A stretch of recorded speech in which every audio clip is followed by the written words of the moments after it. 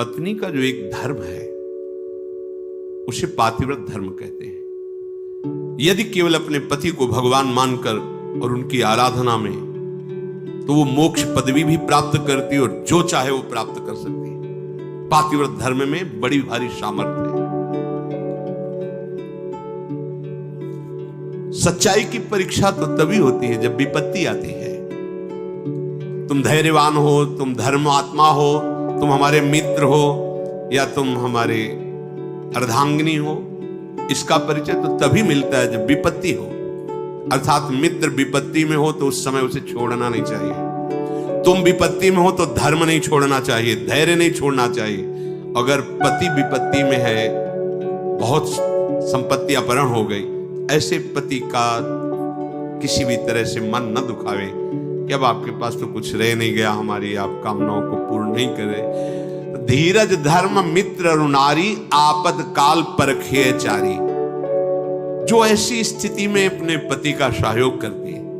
वनवास हुआ, सियाजू ने ना तो जनकपुर का सुख स्वीकार किया ना अवधपुर का। कहा जहां प्रभु श्री राम के चरण, वही मुझे करोड़ों अयोध्या जैसा सुख मिलेगा।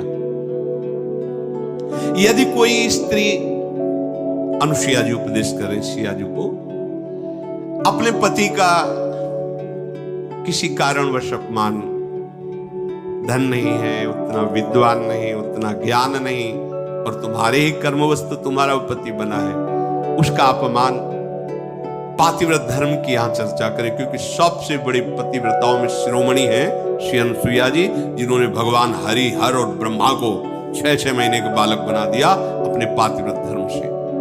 वो कह रहे हैं कि पति का अपमान न करें, अपने भगवान के समान समझे। यहां पातिव्रत धर्म की चर्चा प्रपंच की नहीं। बात यहां बहुत अध्यात्म की चरम ऊंचाई की बात करें अनुसुईया जी, इसको लौकिक में घसीटोगे ना तो ये तर्क वितर्क के सब। अगर हमारा इष्ट धर्म जोर का है ना, तो सामने कुछ हो ही नहीं सकता। इसका प्रमाण हम तुम्हें देते हैं। जालंधर राक्षस और वृंदासती परम पवित्र चिदानंद भगवान को पति वरण करने के लिए तपस्या कर रही।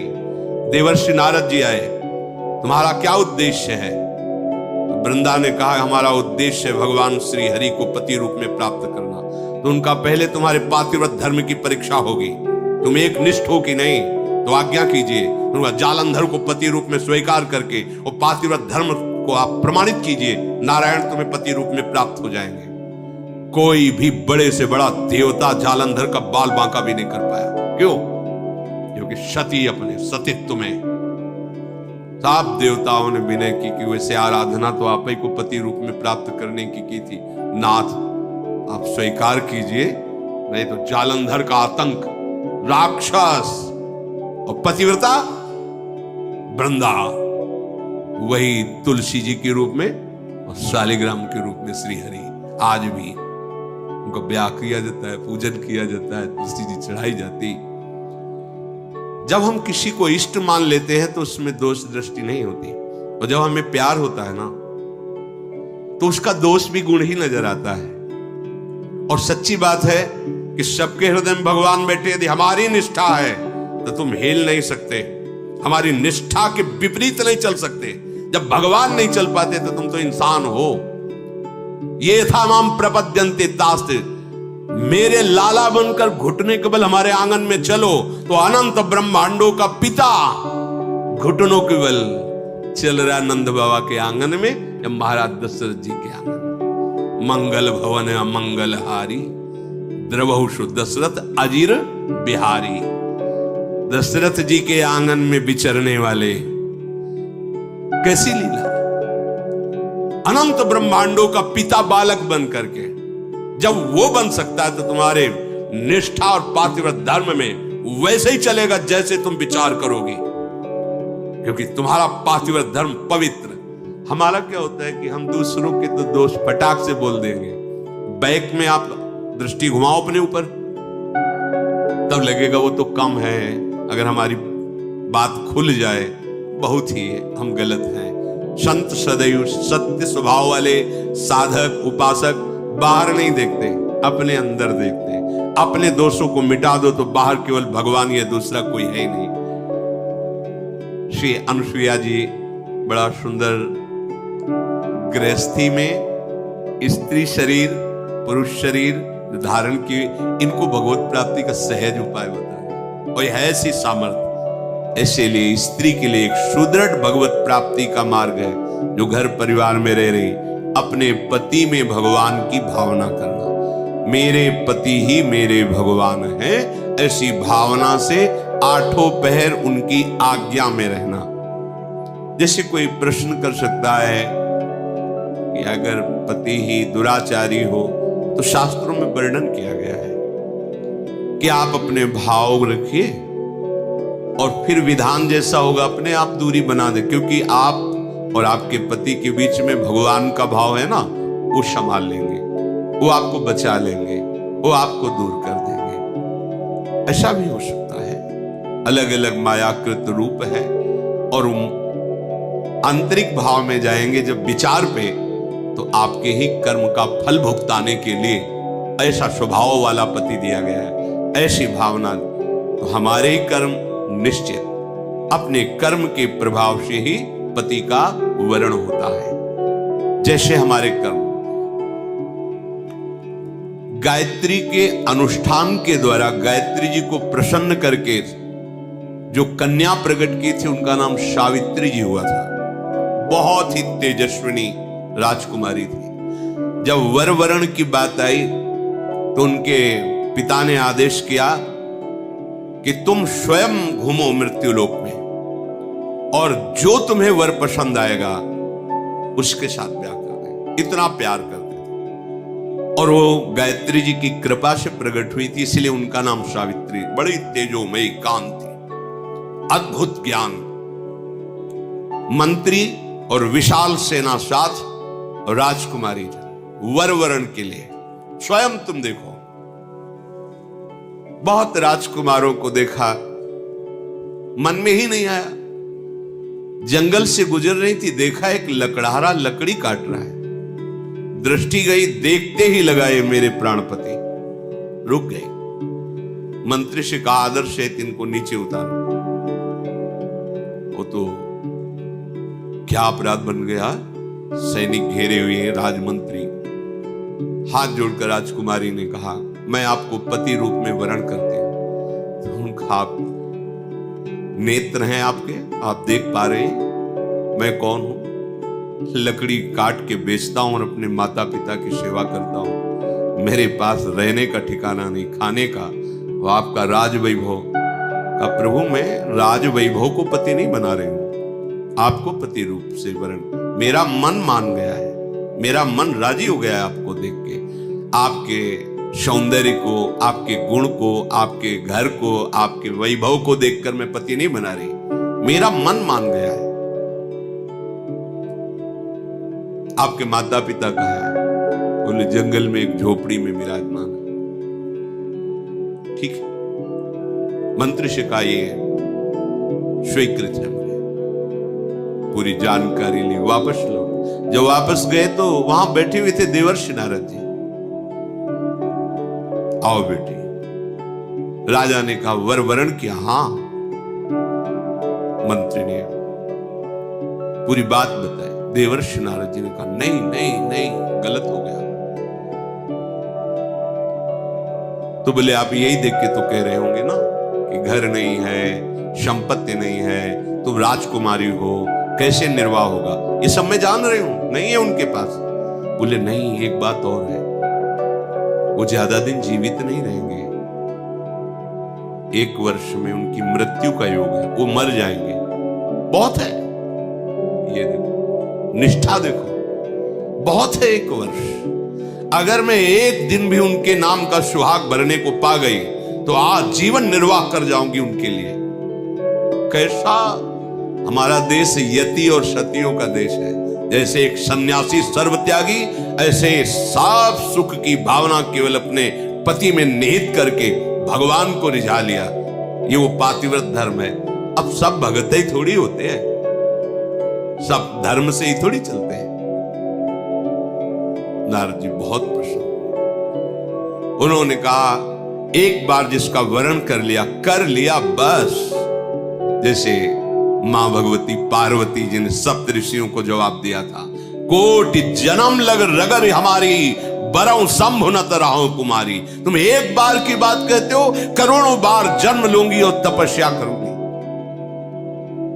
वो वर के रूप में वरण करूंगी तो महादेव को ही वरण करूंगी। माना महादेव अवगुण भवन, विष्णु सकल गुण खाद, जेहि कर मन जेहि सम रमे, ते ही संत। मान गए आपकी बात पर, मेरा मन रम गया है शिव में, करोड़ बार जन्म लूंगी लेकिन महादेव को ही वरण करूं। ये सावित्री जी का ब्याह हुआ, पिता ने अपार वैभव, वही अकेले थे, बिल्कुल एक भी सुख नहीं लिया। नहीं, मेरे पतिदेव के ही सुख में सुखी रहूंगी, आपका कुछ भी दहेज, कोई भी एक वस्तु स्वीकार नहीं करूंगी। बहुत सत्यवान जी प्रसन्न हुए, उनका नाम सत्यवान, और कहा प्रिय, पता नहीं किस पुण्य और सौभाग्य से तुम्हारी जैसी हमें पत्नी मिली। वैसे मैं भी एक राजकुमार हूं, मेरे राज्य का अपहरण कर लिया गया वैरी राजाओं ने।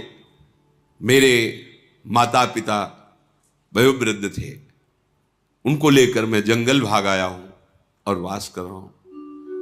पर मैं तुम्हें कैसे, उनको ये पता नहीं कि मैं 1 वर्ष की आयु, लेकिन सावित्री जी को पता है, मैं तुम्हें कैसे सुख प्रदान कर सकता। बोले भगवान, बस आपकी चरण सेवा करके आपको सुखी देखकर मैं परम सुखी रहूंगी।